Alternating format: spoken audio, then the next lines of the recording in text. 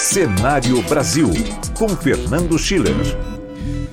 Fernando Schiller, tem essa questão aí colocada do projeto do juro do cartão de crédito, do cheque especial, projeto que vai estar parado lá na Câmara Federal durante essa semana, né? Não há nenhuma expectativa que isso possa avançar, Schiller. Bom dia para você. Tudo bem, Pedro? Tudo bem, Thaís? Boa semana para todo dia. mundo. Olha, começa essa discussão do juro, do limite, né, do cartão de crédito, no cheque especial. Vamos lá. Primeiro que você já tem no cheque especial um limite de 8% ao mês desde janeiro, né? Realmente o Brasil, é inegável, quer dizer, o Brasil tem um problema que não vem de hoje, é um problema histórico, um problema antigo. A média, eu estava analisando isso, conversando com alguns especialistas do mercado. Você tem no cheque especial 110% de média e no cartão de crédito um pouquinho acima de 300%. Então 110% no cheque e 300% no cartão de crédito. Então é óbvio que é alto. Isso, o Brasil é recordista disso na América Latina, enfim. Então tem um problema aí, tem um problema de concentração do sistema bancário, tem um problema de risco de crédito, tem um problema de muita coisa, falta de concorrência, muitos aspectos que determinam essas taxas de juros, né?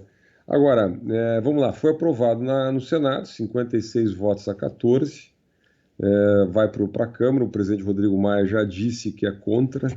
Ele não vai, o Cláudio tem razão, o presidente da Câmara tem um enorme poder, por isso que tem essa disputa, para ver quem é que vai ser o presidente da Câmara em fevereiro, né? Porque o presidente da Câmara ele tem a pauta na mão, ele tem a agenda da Câmara na mão. É óbvio que ele sofre pressões. Se o presidente for fraco, você vai ter o colégio de líderes, você tem as grandes bancadas, pressiona, a própria opinião pública também. Mas se é um presidente forte, como é o Rodrigo Maia, ele mesmo tem a maior bancada, digamos, dentro da Câmara, ele define a pauta, ele é uma espécie de imperador ali da Câmara dos Deputados, né? Sobre o projeto, Pedro e Thaís, eu vou dar um aqui de advogado do diabo, certo? Conversei com muita gente do mercado sobre isso, especialistas que... O problema é o seguinte, tabelar juro é tabelar preço, porque é o preço do dinheiro que você cobra. Então os bancos cobram um preço pelo dinheiro. Os bancos fazem análise de risco de crédito, não é? Então, se você disser para os bancos, olha, a partir de agora não pode mais fazer análise de risco, vocês vão ter que nós vamos tabelar o preço do dinheiro, vocês não vão mais fazer análise de risco e vocês vão ter que emprestar a 30% ao ano os bancos e 35% as chamadas fintechs, que são pequenas empresas, em geral de menor porte, de tecnologia, em geral digital, né? Nós vamos pegar os bancos, 30% ao ano, vocês vão ter que vender o dinheiro, emprestar o dinheiro, tabelar o preço do dinheiro a 30%. Inclusive, o projeto aprovou que o limite do cartão de crédito tem que ser o mesmo limite de 20 de março. Então, os bancos vão ter que usar os 30% de limite máximo de juros, né, com a disposição de limite, ou seja, do que pode ser contraído como crédito por parte dos usuários, dos clientes, né, de 20 de março. Qual é o resultado óbvio? Aliás, no mundo inteiro, lei da oferta e da procura, você tabela preço, você cria uma coisa chamada desabastecimento. Você vai ter o seguinte, os bancos vão parar de ofertar. Se o banco não puder fazer análise de risco, ele não vai ofertar. Simplesmente não vai ofertar. Por uma questão muito simples, porque senão, no fundo, vai aumentar muito a taxa de inadimplência. Se você empresta, né, se você concede crédito numa proporção, num volume, para pessoas que não têm o histórico de crédito, que você faz uma análise de risco de crédito equivocada, ou não faz, ou não pode fazer, ou está proibido de fazer por alguma razão, como uma tabela como essa que limita, você vai emprestar, os bancos vão tender a emprestar para quem eventualmente não tem condição de honrar esse crédito, tá certo? Os bancos não deixam de emprestar por maldade ou por bondade, é uma relação de mercado, simplesmente uma relação de mercado. Então vai criar, ou seja, vai encurtar a oferta de crédito. Isso vai ter um impacto negativo na economia. Porque o cartão de crédito, se ele for bem usado, aliás, esse argumento foi utilizado na discussão pelo senador Eurovisto Guimarães, lá do Paraná. O senador Eurovisto disse exatamente isso. Você tem um instrumento hoje que permite você fazer uma compra no dia 5 e pagar no dia 5 do mês seguinte. Se você utilizar bem, você tem um crédito por um mês que é dado no cartão, tá certo? Se você utilizar mal, se você entrar depois, você paga. Com a redução da oferta de crédito, esse escopo, esse limite, essa quantidade de crédito que hoje é ofertada, que é utilizada por milhares ou milhões de pequenos comerciantes, profissionais liberais, enfim, todo o país vai escassear, não é? Porque é um absurdo completo para o país que você proíba os bancos de fazer análise de risco de crédito.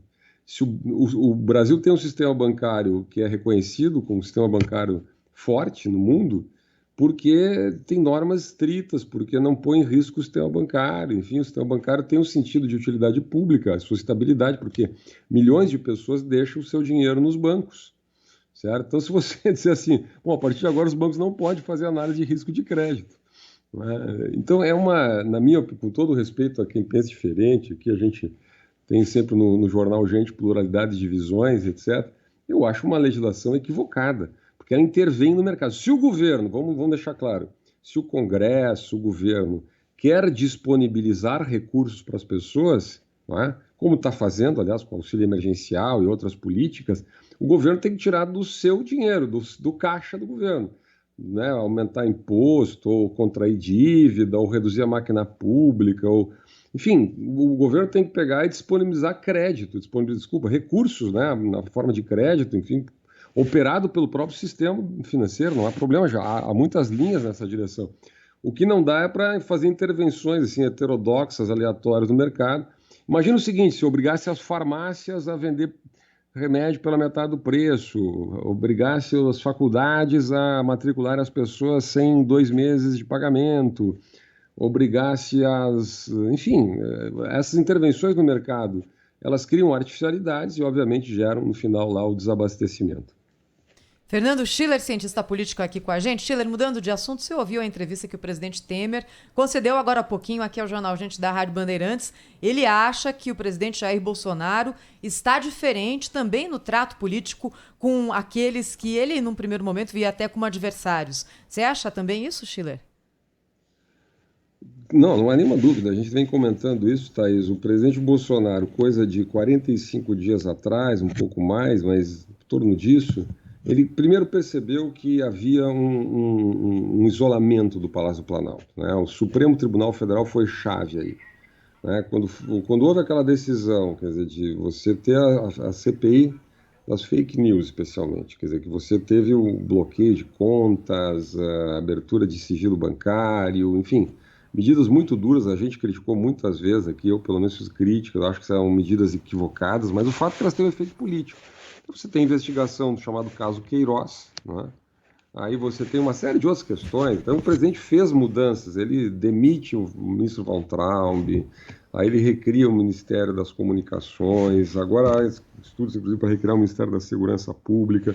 O presidente para de falar.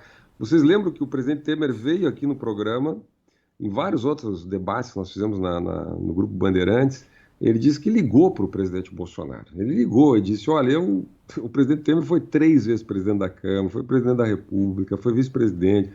É um homem com uma enorme experiência e disse para o presidente Bolsonaro, disse para ele, olha, não fale tanto, o presidente fala uma vez por semana, tem a liturgia do cargo, enfim.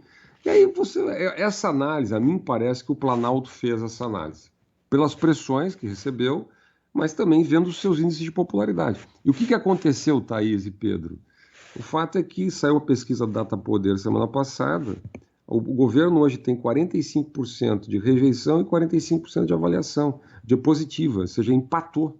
Há 2 meses atrás era 10% a diferença, ou seja, mais negativa do que positiva. Arredondando aqui, era 50-40, 50 negativo, 40 positivo. Agora está 45-45. Então esse tipo de gesto...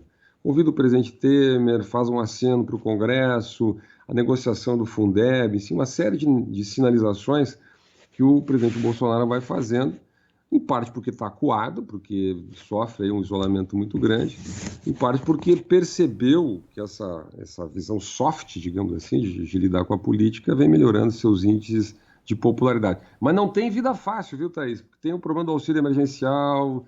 Pois é, até que você citou a pesquisa do Datapoder, não é, Schiller? A gente vê ali um crescimento na popularidade de Bolsonaro, justamente, né, nesse extrato da população que está recebendo auxílio, não é? Para muita gente acaba agora em agosto, para quem começou a receber abril, maio, junho, julho, agosto, não é? Então, qual vai ser o próximo passo agora, né? A gente vai falar muito disso, quer dizer, mas esse é o beco, eu não vou dizer que é um beco sem saída, estamos começando a semana, vamos ser otimistas, né, Thaís? Mas é uma situação muito difícil, porque o governo já disse que vai prorrogar, agora se fala em prorrogar até março, valores menores, tem que aprovar no Congresso, vai ser difícil a discussão. Se o Congresso já não topou aqueles 200, nem os 300, botou para 600, agora teve a prorrogação, por que o Congresso vai topar reduzir esse valor? De onde é que tira? Isso custa 50 bilhões por mês. Enfim, é uma sinuca de bico aí que está o presidente Bolsonaro, mas não tenha dúvida que esses dados mostram isso. Quem está impulsionando a popularidade do presidente Bolsonaro hoje são os setores de menor renda, até porque ele perdeu muito do apoio da classe média. Fernando Schiller, cientista político, nosso colunista aqui na Rádio Bandeirantes.